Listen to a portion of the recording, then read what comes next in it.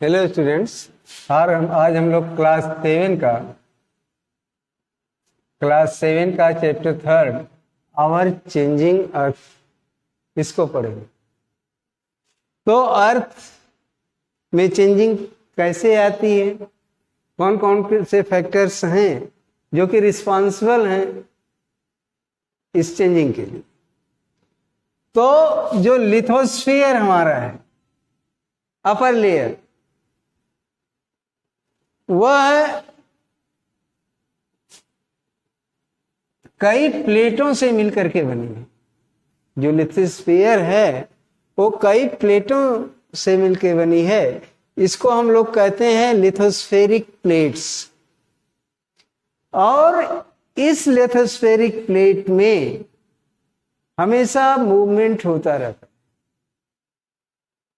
और यह मूवमेंट इतना स्लो होता है कि एक साल में सिर्फ कुछ मिलीमीटर, कुछ एमएम तक ही ये हो पाता है। और जैसा इसलिए होता है, ये मूवमेंट होता क्यों है? क्योंकि हम लोग जानते हैं कि अर्थ के नीचे जो है वो मोल्टेन मैग्मा है, जो लिक्विड स्टेट में है। लिक्विड स्टेट में है तो लिक्विड स्टेट के ऊपर ये जो लिथोस्फीयर है, ये मैग्मा में मूवमेंट होता है। तो जैसे किसी पानी के ऊपर किसी कागज की गोली रख दो तो उसके साथ साथ हिलती डुलती रहती है। तो वैसे ही ये जो हमारा सॉलिड वाला लिथोस्फीयर है, ये मोल्टेन मैग्मा के ऊपर मूव करता रहता है। और कैसे मूवमेंट होती है इसमें, ये भी देखते हैं। जैसे आप किसी चीज, कोई बर्तन ले लीजिए बीकर टाइप का, उसमें कागज की गोली बना लीजिए, उसको उसमें डाल दीजिए। अब उस बीकर को के पानी को गर्म जब आप करेंगे तो जैसे जैसे नीचे का पानी ऊपर आता है, ऊपर का पानी नीचे जाता है, तो उसके साथ साथ ये जो हमारी वो कागज की गोली है वो भी मूव करती रहती है। वैसे ही मोल्टेन मैग्मा जो है जब मूव करता है तो उसके साथ साथ ऊपर की प्लेट भी मूव करती रहती है, खिसकती रहती है। और इस मूवमेंट की वजह से, ये जो अर्थ की प्लेट मूवमेंट करती है, इसकी वजह से अर्थ सरफेस पर काफी चेंजिंग आती है। और ये अर्थ मूवमेंट के जो होती है, उसके कारण जो फोर्स जो काम करती है, उस फोर्स को, उस बल को हम लोग दो भाग में डिवाइड करते हैं। एक वह फोर्स जो अर्थ के अंदर काम करती है, inner side of the earth. देखिए, the force which act in interior of the earth, वह फोर्स जो अर्थ के इंटीरियर में काम करती है, उसको हम लोग क्या कहते हैं? Endogenic force. उसको हम लोग कहते हैं एंडोजेनिक फोर्स, जो अर्थ के अंदर काम करती है। और जो अर्थ सरफेस पर काम करती है जो फोर्स, उसको हम लोग कहते हैं एक्सोजेनिक फोर्स, मतलब बाहर। ये देखिए, उसको समझाया गया है। अर्थ मूवमेंट की वजह से दो फोर्सें काम करती हैं, एंडोजेनिक फोर्स, एक्सोजेनिक फोर्स।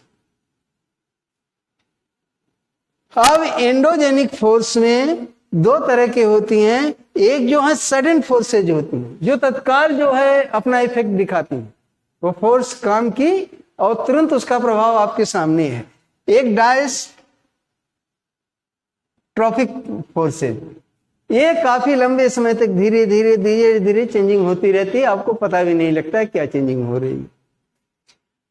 और इस फोर्स में, सडन फोर्सेज में आ जाते हैं आपके अर्थक्वेक, जिसको भूकंप कहते हैं, वोल्केनो जिसको ज्वालामुखी कहते हैं, और लैंडस्लाइड्स। लैंडस्लाइड पिछले चैप्टर में आपने पढ़ा होगा कि लैंडस्लाइड क्या होता है। जो माउंटेन से बहुत ढेर सारा मलबा बरसात की वजह से, भूकंप की वजह से, या किसी वजह से जब खिसक करके एक बैग नीचे की तरफ आता है, उसी को कहते हैं लैंडस्लाइड, जिसको हिंदी में कहते हैं हम लोग भूस्खलन, जमीन का खिसकना। और एक्सोजेनिक फोर्स में जो है वो इरिजिनल और डिपोजिशनल दो तरह के काम होते हैं। इसमें फैक्टर हैं रिवर, विंड, सी वेव्स और ग्लेशियर्स।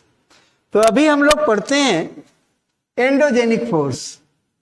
तो एंडोजेनिक फोर्स में सडन मूवमेंट, सडन फोर्सेस कौन कौन सी हैं? अर्थक्वेक। अर्थक्वेक क्या होता है? अर्थक्वेक होता है कि जब ये प्लेट हम मूव करती हुई आपस में ऐसे घिसती हैं, टकराती हैं, तो वहां से एक वेव निकलती है। उस वो वेव जब निकलती है तो अर्थ जो है वैसे में वाइब्रेशन होता है, कांपने लगती है। जब ये अर्थ कांपने लगती है तो इसी को हम लोग कहते हैं अर्थक्वेक या भूकंप।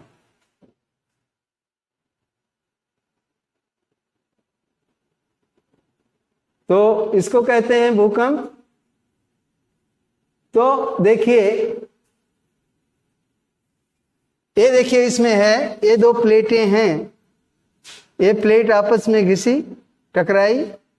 तो ये जो भूकंप का जहां पे आता है,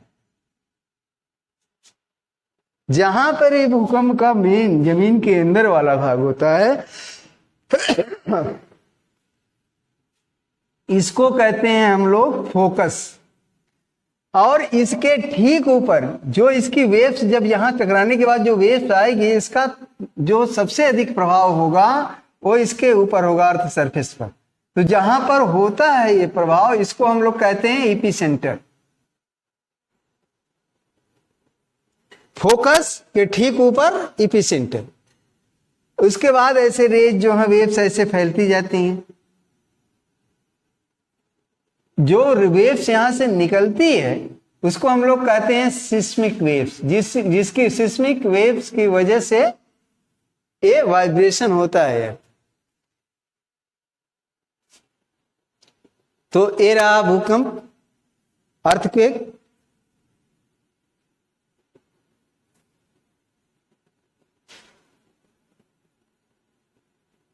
तो और एक है, दूसरा पॉइंट हम लोगों का है वोल्केनो। वोल्केनो क्या होता है?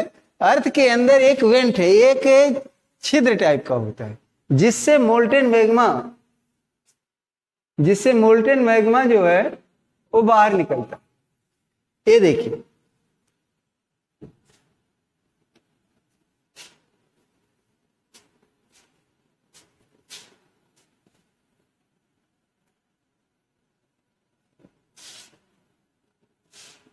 ये देखिए आपका है, ये रहा मैग्मा। ये लिक्विड स्टेट में है, जैसा आप जानते हैं, ये लिक्विड स्टेट में है। ये वेंट हो गया, वेंट यहां, ये देखिए, ये वेंट है, छेद बन गया है सरफेस के अंदर, तो इसको वेंट कहते हैं। इस वेंट से हो करके मोल्टेन मैग्मा ऐसे निकला। तो क्रेटर किसको कहते हैं? जहां से ये मोल्टेन मैग्मा निकलता है तो उसके ऊपर वाला भाग, सरफेस नहीं, जहां पर ये जमा होता जाता है इसका मोल्टेन मैग्मा, इसका ऊपर वाला भाग जब ये ठंडा हो जाता है तो यहां गड्ढा बना रहता है। इसी गड्ढे को कहते हैं हम लोग क्रेटर।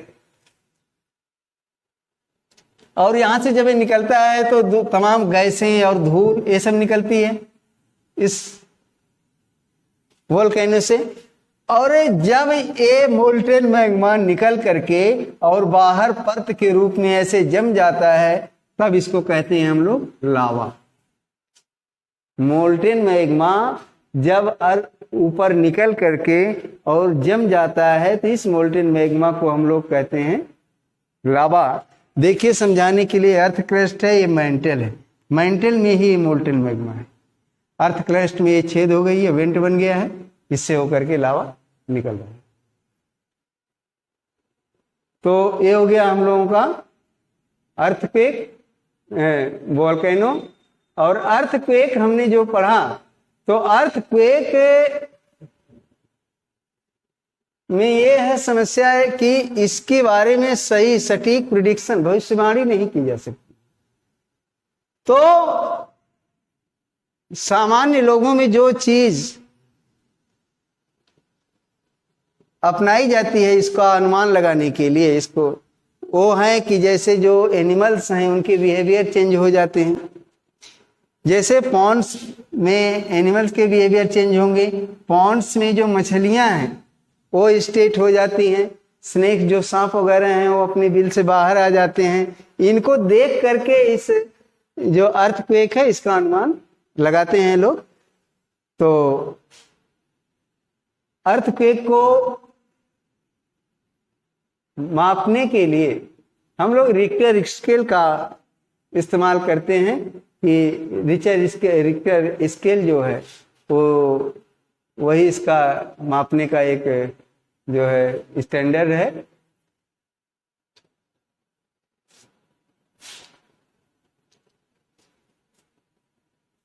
तो नेक्स्ट है अर्थक्वेक प्रिपेयर्डनेस। तो अर्थक्वेक के लिए हमें क्या क्या तैयारी करनी चाहिए कि अर्थक्वेक के जब आता है तो क्या होता है कि जो बिल्डिंग्स वगैरह गिरती हैं, बिल्डिंग्स गिरती हैं तो हमें वो जगह ढूंढनी चाहिए कि कहाँ पर हम बिल्डिंग गिरने से उसकी छत अगर गिरती है तो बच सकते। तो बिल्डिंग का जो पिलर होता है वो काफी मजबूत होता है दीवारों से, तो उस पिलर के पास आप जा सकते हैं। जो कॉर्नर है कॉर्नर के पास जा सकते हैं।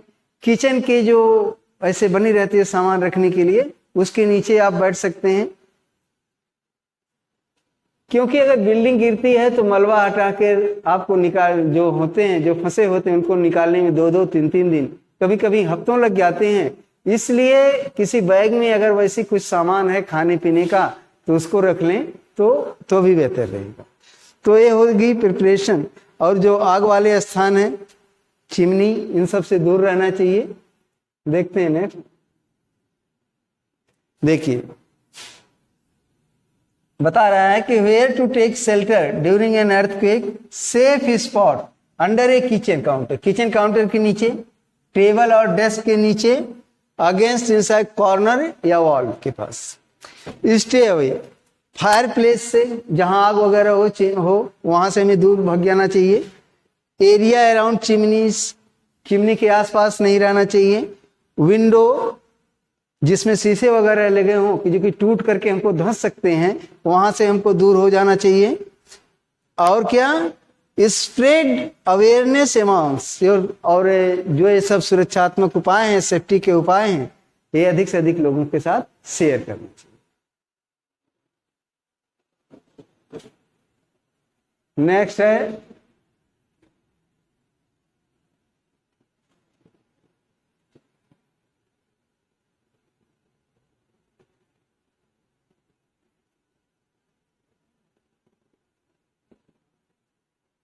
इट्स ओके, फिर देखते हैं। हाँ सर।